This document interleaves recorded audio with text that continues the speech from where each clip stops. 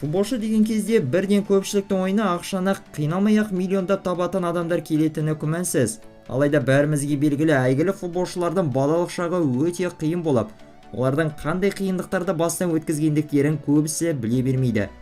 Қаншама ауыр жарақаттар, сондай кейде тіпті өмір үшін қауіпті кездер болатындықтан футболшы болу оңай нәрсе емес. Жалпы футболшы деңгейіне жетудің өзі өте күрделі шаруа болып табылады. Профессионалды футболшы дәрежесіне жету үшін бала кезден бастап қаншама қиындықтарға төтеп беруге тура келеді. Тіпті бұл жолда көбісі соңына дейін шыдай алмастан, жарты жолда барлығын тастап кетіп жатады. Сонымен нағыз футбол арнасы бүгінгі шығарылымда балалық шағы өте ауыр болған футболшылар топтамасын сіздердің назарларыңызға ұсынбақ. Бастамас бұрын еңбегімізді бағалап, видеоға лайк басып, қазақ тіліндегі футбол жайындағы арнамызды қолдап, жазылып қоюларыңызды сұраймын. Олай болса, бастайық. Ибрагимович. Барлығына тым тәкаппарлығымен танылған, әрі ештеңеден тайынбайтын Златан Ибрагимович Швецияның Мальмö қаласы төңірегінде туып өсті. Бар болғаны 2 жасында болғанында оның әке-шешесі ажырасып кетіп, осылайша Златанның балалық кезеңі өте қиын болды. Швециялық жұлдызды ойыншының анасы 5 бала шағасын асырау үшін амалсыздан еден жуушы болып жұмыс жасаған. Ал әкесі Шевик Ибрагимович ішімдікке құмар болған. Ерте кезден қиындыққа тап болған бала Златан амалдың жоқтығынан жастайынан ұрлық пен бұзақылыққа бейім болып өсті. Ибра нан тауып аш қалмау үшін ұрлыққа түсуге тура келгендігін жасырмады. Бірде Ибрагимович жаттығудан соң өзінің велосипедін жоғалтып алады. Қатты шаршап үйіне асыққан ол өз командасының бапкеріне тиесілі сол жаңа велосипедті айдап кетеді.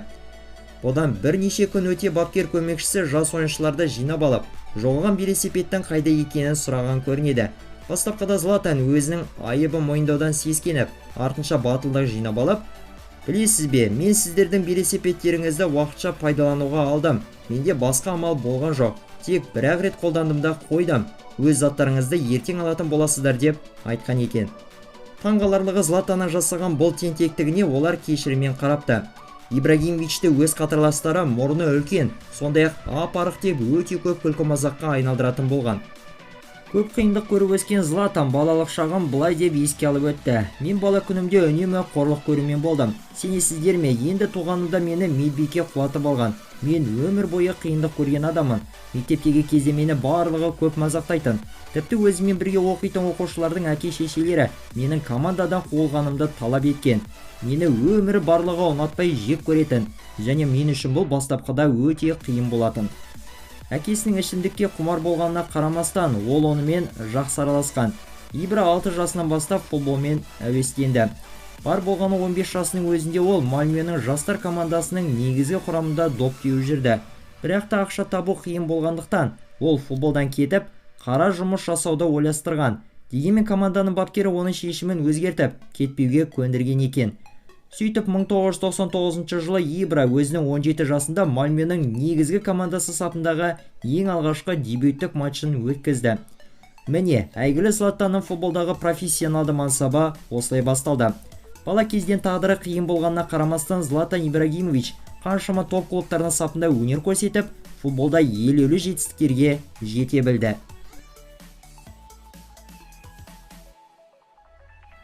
Стерлинг. Ағылшындық шабуылшы миллиондап табыс табатын футболшы атану үшін өте қиын кезеңдерді бастан өткізді. Рахим Стерлинг өзінің балалық шағының қалай болғандығын есіне алуға қиналады. Тілшілер футболшыға бұл тақырыпта сұрақ қойса болды, бірден ойыншының жүзінен күлкі қашады. Ағылшында жұлдызды футболшы Ямайка елінің астанасы Конгстон қаласының төңірегінде дүниеге келген. Өкінішке орай футболшының отбасы тұратын ауданда жай әшейін үйден шығып далада жүріп қайтудың өзі қауіпті болатын. Себебі үйінің маңайында қылмыстық жағдайлар өте көп болатын. Сондай-ақ есірткі саудасымен айналысатындар толып жүретін. Стерлинг бар болғаны 2 жасында болғанда әкесінен айырылған. Қылмыскерлер атып кетіп көз жұмған көрінеді. 4 бала шағасын асырау үшін футболшының анасы таңнан кешке дейін қара жұмыс жасап, дәретхана едендерін жууға мәжбүр болған. Анасының жұмыстан қолы босамай балаларына қарайтын уақыты болмағаннан кейін Стерлинг әжесінің тәрбиесінде болды. Стерлингтің бақытына орай ол 5 жаста болған кезде анасына Англия еліне барып жұмыс жасау мүмкіндігі туындап, осылайша олар көп ойланбастан бірден осы елге қоныс аударған. Алайда қаржы тапшылығынан қайта-қайта қоныс ауыстырып, пәтер жалдап тұрудан басқа амал болмаған.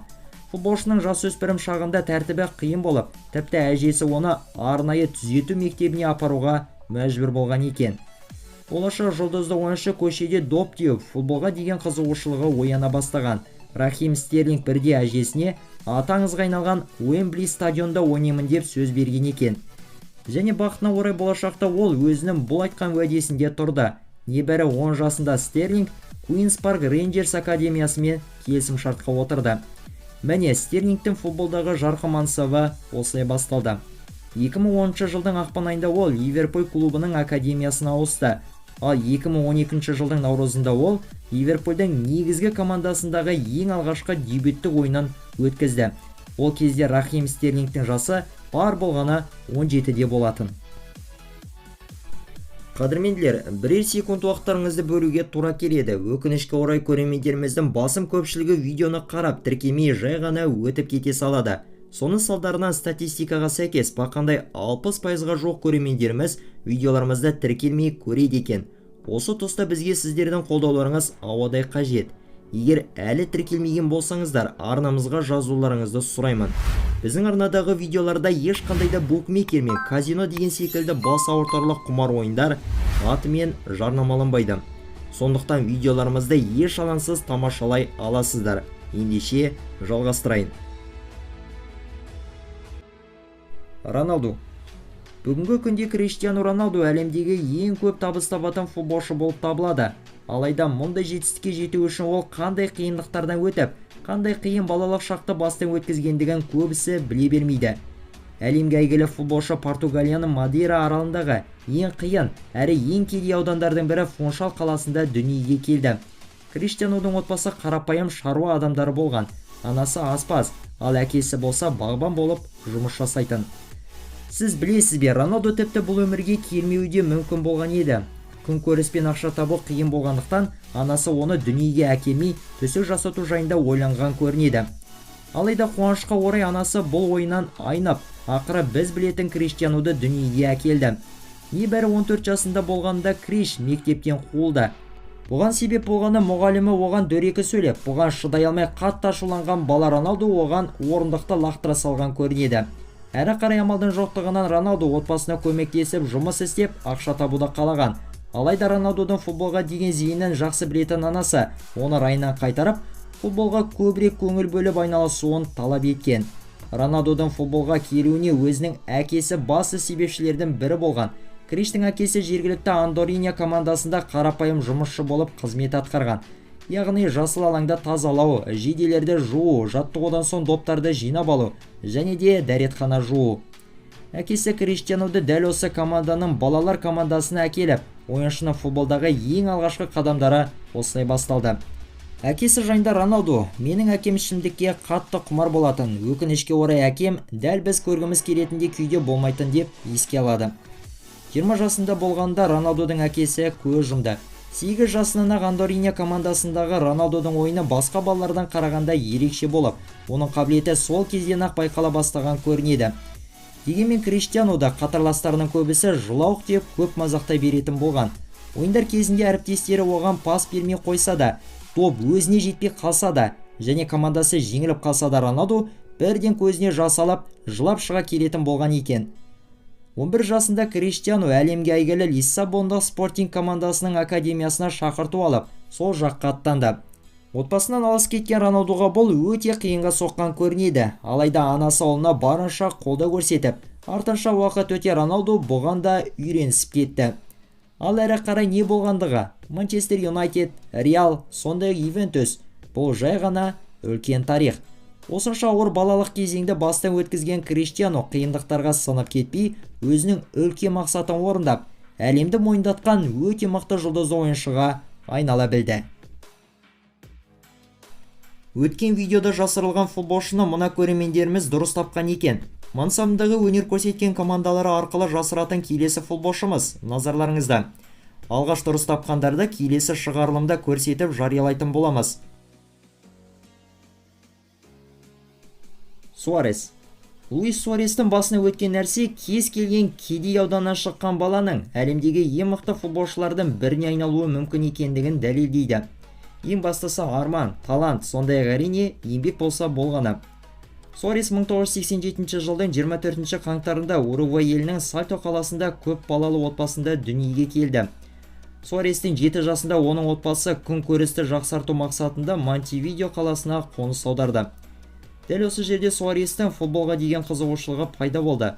Луис қатарлас балалармен бірге таңнан кешке дейін доп тебетін.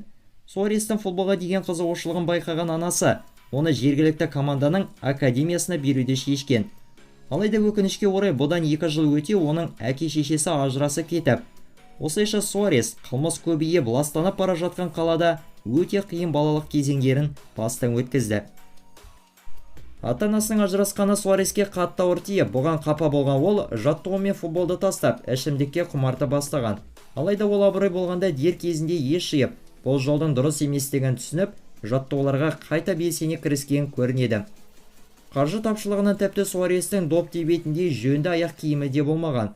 Алайда жартылай жалаң аяқ ойнаса да ол, небәрі 9 жасында национал командасы скауттарының назарына ілікті.